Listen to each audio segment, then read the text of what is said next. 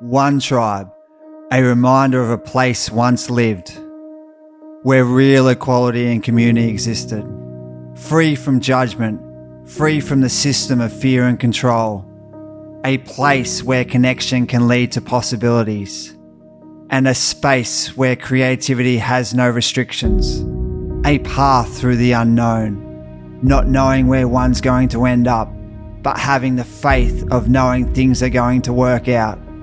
A realization that the ocean is a thread that connects all the lands and all the tribes of people. A feeling of being connected to something greater than one's own singular life. A greater realization that no man is an island. Instead, a critical piece that makes up this collective consciousness. A part of time where the past, present and future coexist. A place of magic where thoughts become things. A greater understanding that by living in harmony with nature, one gains a healthy mind, body and spirit. A universal space where energy, frequency and vibration merge into one. And a great knowing that together as one, we can make a difference. Welcome to One Tribe. Oh, visualization's great.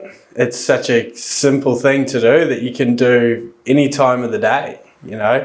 I think specifically for sport, it's amazing. The whole mental aspect of sport that's the key to achieving most things successfully, is knowing what you want and visualizing what you want. And it's the whole mind fitness type thing where perception is projection, and if, you know, thoughts become things. And I totally believe in that, and it's a big part of what you need in sport, is to have that mental aspect. And that's why there's so many good mind coaches out there that can really help with the mental side of sport. You see so many guys from the top pros freaking themselves out in heats, and as soon as they do get a coach and have someone by their side to just help them relax, calm down, think about what they need to think about, I think that's such an important part of all professional sports. That's where the strength aspect comes in, and the conditioning. Knowing that you've done the hard work. Like, I know I can paddle into a wave or duck dive as deep as anyone.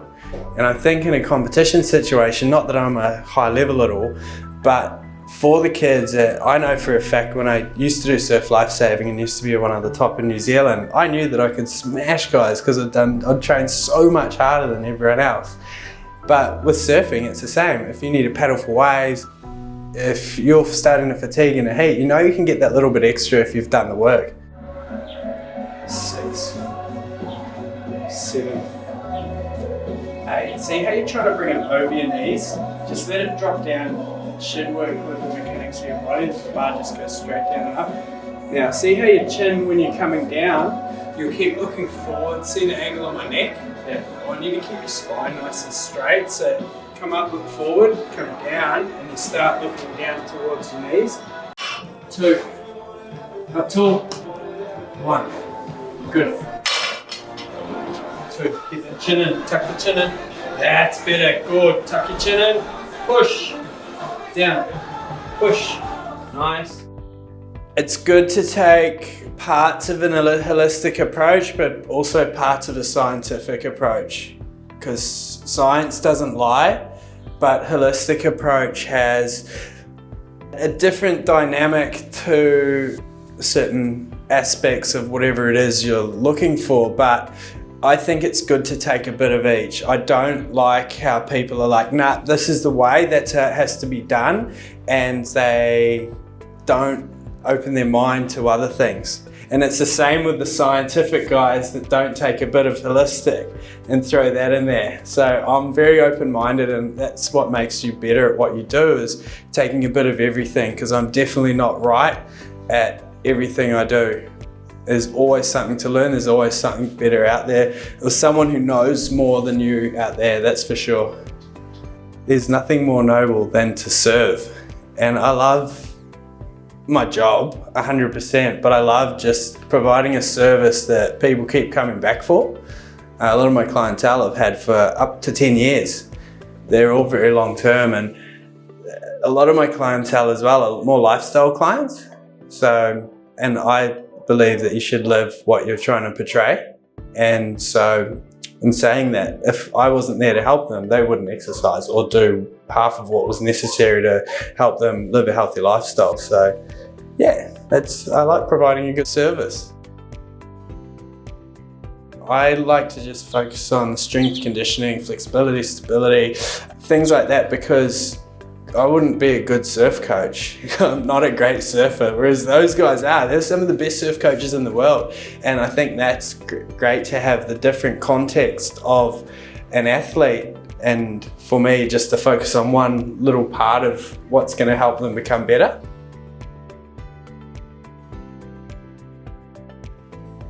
A session like this with a school with such a good surf program like Wonthaggi is really important. It's good for two reasons. The main one is we're delivering high performance coaching to more people. But the second side of it is it serves as like a talent identification program. So we can find some kids in some far out regions and then try and bring them into our other high performance programs. Pain is a gift. Loss is a gift. Grief is a gift. You know, emotional, physical pain shapes us. They say pressure makes diamonds, and you don't know what you're made of. You never quite know what you're capable of until you've experienced the pain. You know, you could achieve at the highest level or the highest goal you have, but if you haven't experienced the bottom end, those grindy days where you question why you do that sport or play that role, you're not going to appreciate it when you get to the top. It's not the same. Sadness it's essential. It sucks at the time, but looking back on it, the biggest learnings I've had in life have come in my saddest times. We've had shit at the time, and that's why being connected to a really good community is everything. But if you can get through those ones, that's when you know who you are and gives you a purpose in life. The struggle is the journey. You enjoy the journey more than you enjoy the destination. The journey of, for me, the QS, the pro juniors, the daily physical and mental challenges, that's the best bit when I look back on it. It's not the heat win or the trophy. It's, you know, going through tough times and pushing yourself, but doing it with some good people. And that's where community is everything. Sort of noticed that not many people around here were trying to pursue the surfing almost. Like they were sort of like that. Everyone, heaps of people surf, but I wanted to sort of show people how I surf on Instagram and YouTube. And my cousin also, he's really interested in filming. And so we sort of started filming my surfing, and it all started when I got my first JS board, and my surfing sort of leveled up a little bit. I started improving a lot quicker, and it was awesome. So we started filming, and then sort of Jack lives in Melbourne, so it's a little bit hard. So I sort of just started on my own Instagram page and putting up heaps of edits, and it's just fun choosing music and getting mum to help me out and putting clips together. It's sick. Helps you surf better too when mum's filming all the time. So yeah, I mean, community's awesome. Down here, I think people sort of struggle with the community vibe almost, I think. But community is one of the most important things. I mean, if your community doesn't support you, it's hard to make your dreams come true. Like, everyone's got to come together and unite as one. You see that in lots of different towns, and everyone's successful in those towns. So yeah, I think community is awesome. It's really important. Just taking things in from people, everyone around me. I mean, wisdom's everywhere. I mean, you can just look at something and just take things from it, because everything has a story. So everything and something has things to tell and things to pass on. Doesn't matter who you are, what you are. But yeah, wisdom is, I've learnt heaps of things from so many different people, like my mum, other family members, and it's just, wisdom's everywhere. You just gotta know where to look.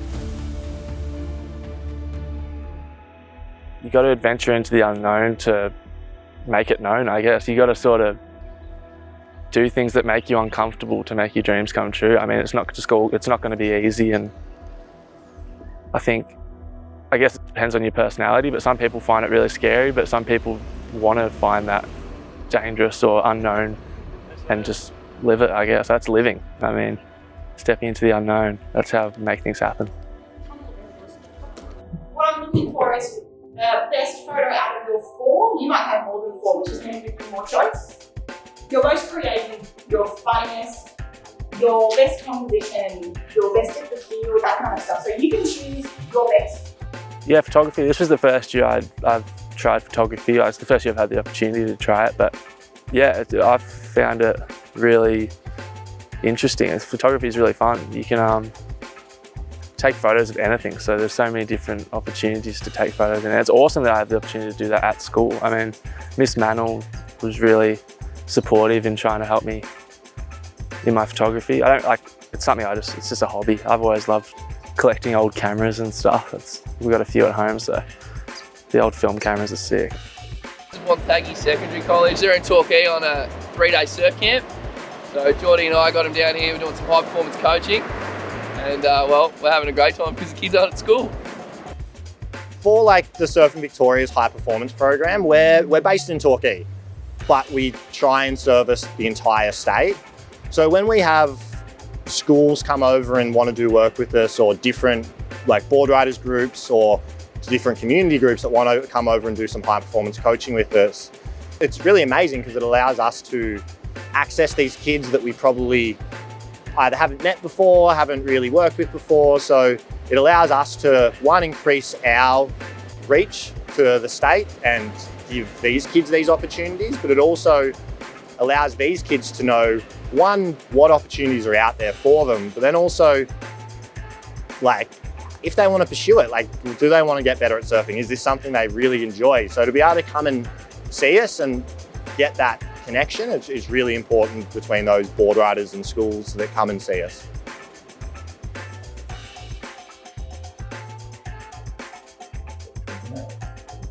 I reckon there's a chance for you to keep going around, food, around.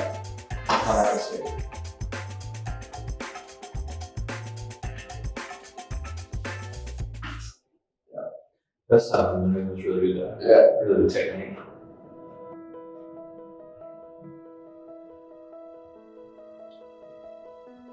So what we'll do, we'll see you again in the morning. And we're going to go through, there's a fair bit there, but we've only got it for 2 days, so we're going to bang all that out again. This afternoon, it's up to you guys. You try and work on stuff, you cannot, doesn't bother me. But you only get out of what you put in. And if you can use this afternoon as a bonus session to try some of this stuff, tomorrow morning we start a step ahead. The Indigenous Surfing Program that Surfing Victoria and myself run, I think is super important for a range of different reasons. If you look into it, there's a lot of different success stories of kids and people that surfing has saved their life, not only in our Indigenous culture and in the Indigenous program, but just in life in general. And the more I work with these Indigenous kids and travel around, and you find that these kids don't have anything. And the ocean can be that thing that connects them and saves them. And also, they also don't have any like role models in their life. A lot of them don't have a dad, don't have someone good to show them the way. So to have positive role models in their life, even if it's just that one person for that time to say like, hey mate, like you can do whatever you want. You're a great person. You can change the world. You can be whoever you want. I think that really helps these kids move forward and change the toxic lifestyle that a lot of communities have, and just be that stepping stone into a better future, not for just themselves, but Indigenous communities in general. I suppose as a surf coach, you have to constantly change and be creative because not everyone responds in the same way. So the way that I respond to how to do a certain maneuver, how to surf a certain way, is completely different to how someone else responds to it. So I can tell one kid how to do a turn and it just clicks straight away and they understand exactly what I'm talking about. But I could tell another kid the exact same thing and they have no idea what you're talking about. So you have to learn how to adapt and be creative to each person's different personalities and ways of learning. And I suppose that's the beauty of surfing, is it's a creative environment where everyone does it a little bit different.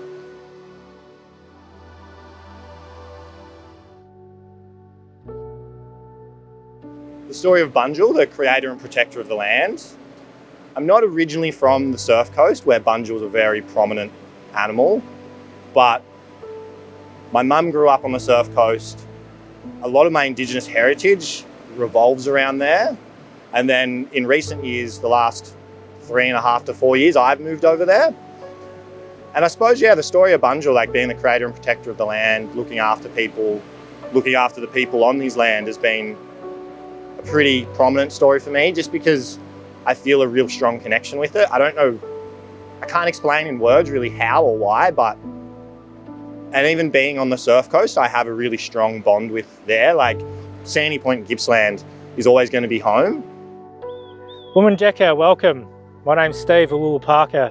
I'm a descendant of the Bunurong people, also the Yorta people and the Arab people from Torres Strait Island. I welcome you here today. First, I'd just like to acknowledge the elders, both past and present, the elders that passed on the knowledge to me and the elders spirits that still walk on our land before us. So, Wonthaggi to Bunurong Burrunga, which is country.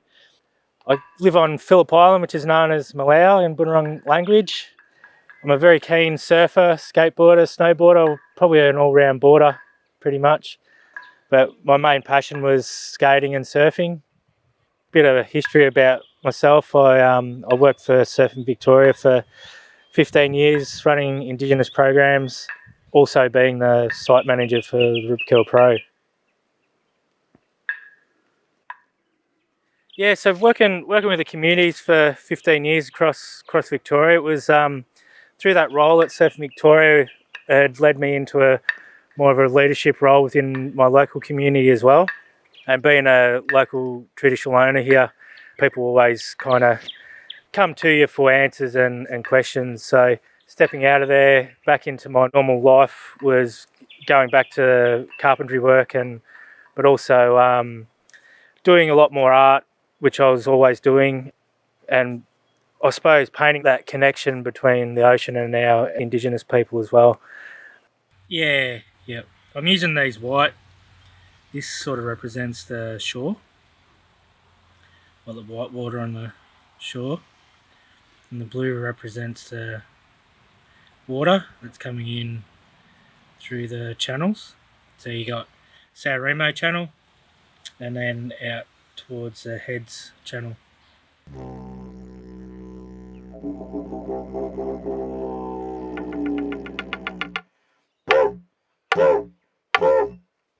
Even creating new songs to I suppose a newer age. Today, as I suppose I see, I'm still an Indigenous man on this country, that I listen to this country, I sing to this country, and I listen to the country talk to me. So I'm trying to create a way that we can record our culture today as we see it also, but it's also using our ancestors' knowledge and protocols and different elements of that in today's society. So it's just, today's a bit easier to record things. We still share our songlines with other people, with other clans, so we share those at corroborees and different things like that.